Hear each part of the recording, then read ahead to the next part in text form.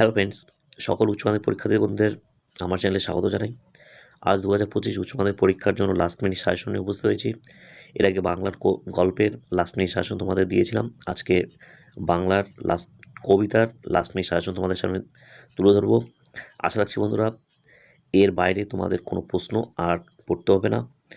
তো বলে রাখি, এর আগে গল্পের যারা ভিডিওটি দেখোনি তারা অবশ্যই প্লেলিস্ট থেকে দেখে নেবে, এবং এই ভিডিও ডেসক্রিপশন লিঙ্কেও ওই ভিডিওর লিঙ্ক দেওয়া থাকবে, অবশ্যই তোমরা কিন্তু সেটা একবার দেখে নেবে। তোমরা চলো দেরি না করে চলে যাই আজকের ভিডিওর মূল বিষয়ে। উচ্চ মাধ্যমিক বাংলা লাস্ট মিনিট সাজেশন 2025 কবিতা। তো তোমরা জানো 5টি তোমাদের কবিতা পড়তে হবে, এবং 5টি কবিতা থেকে খুব অল্প সংখ্যক প্রশ্ন তোমাদের আমি দিব, এবং আশা রাখবো এর বাইরে তোমাদের আর প্রশ্ন পড়তে হবে না। তো প্রথম যে কবিতা সেটা হচ্ছে রূপনারায়ণের কূলে, রবীন্দ্রনাথ ঠাকুরের লেখা। এখান থেকে শুধুমাত্র 4টি প্রশ্ন পড়লেই তোমাদের 2025 সালে কমন পেয়ে যাবে। প্রশ্নগুলি হলো: সত্য যে কঠিন, কঠিনেরে ভালোবাসিলাম, সত্যকে কেন কঠিন বলা হয়েছে? 2 নাম্বার, মৃত্যুতে সকল দেনা শোধ করে দিতে, বক্তাকে সকল দেনা বলতে কি বোঝানো হয়েছে? সে দেনা কিভাবে শোধ করা সম্ভব? এই প্রশ্নটি কিন্তু মোস্ট ইম্পর্টেন্ট। এবং 3 নম্বর প্রশ্নেরও বেশ গুরুত্বপূর্ণ, সে কখনো করে না বঞ্চনা, সে বলতে কাকে বোঝানো হয়েছে? সে কেন বঞ্চনা করে না? এবং 4 নম্বর প্রশ্ন যেটি দেখবে তোমরা, রূপনারায়ণের কূলে জেগে উঠিলাম, জেগে ওঠার পর কবির উপলব্ধি বর্ণনা করো। এখানে প্রিন্টিং মিস্টেক আছে, এবং এটি অন্যভাবে আসতে পারে: জানিলাম এ জগৎ স্বপ্ন নয়, বক্তা কখন কি জেনেছিলেন? তো রূপনারায়ণ কূলে কবিতা থেকে এই 4টি প্রশ্ন যদি তোমরা রেডি করে রাখো, তো 2025 সালে তোমরা অবশ্যই কমন পাবে। এবং এরপরে কবিতা শিকার। শিকার থেকে যে সমস্ত প্রশ্ন তোমরা দেখবে তার মধ্যে 1 নাম্বার, শিকার কবিতায় ভোরের পরিবেশ যেভাবে চিত্রিত হয়েছে তার নিজের ভাষায় লেখো, এবং সেই পরিবেশ কেন করুণ হয়ে উঠল তা নিজের ভাষায় লেখো। এবং 2 নাম্বার যেটি পড়বে সেটা হচ্ছে আগুন জ্বলল আবার, প্রথমবার এবং দ্বিতীয়বার আগুন কেন জ্বলেছিল?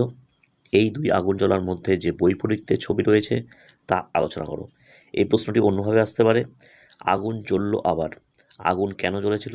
আবার শব্দটি ব্যবহারের তাৎপর্য লেখো।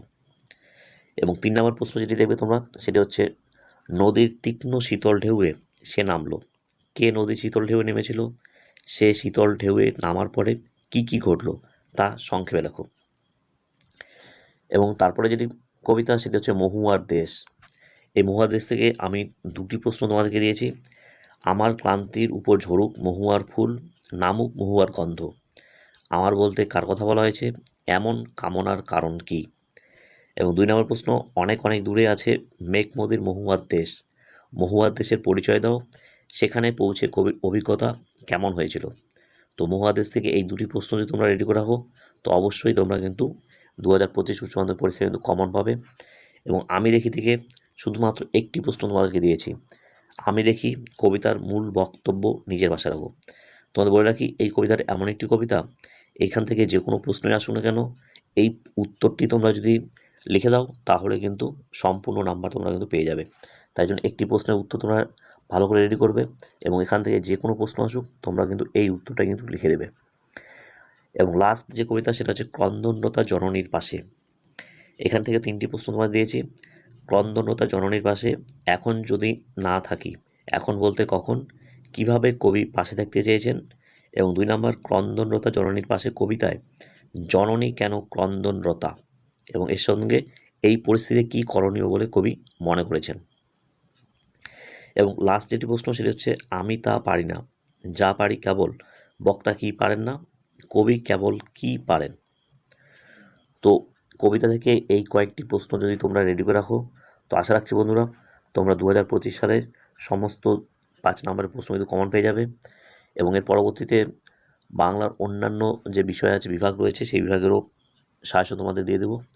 তো তোমরা ভিডিওটি অবশ্যই তোমাদের বন্ধুদের মধ্যে বেশি বেশি করে শেয়ার করবে, এবং আমাকে অবশ্যই কমেন্টে জানাবে এই প্রশ্নগুলোর মধ্যে কতগুলি প্রশ্ন তোমাদের এখন রেডি হয়ে আছে এবং কতগুলি তোমাদের এখনও পড়তে বাকি রয়েছে।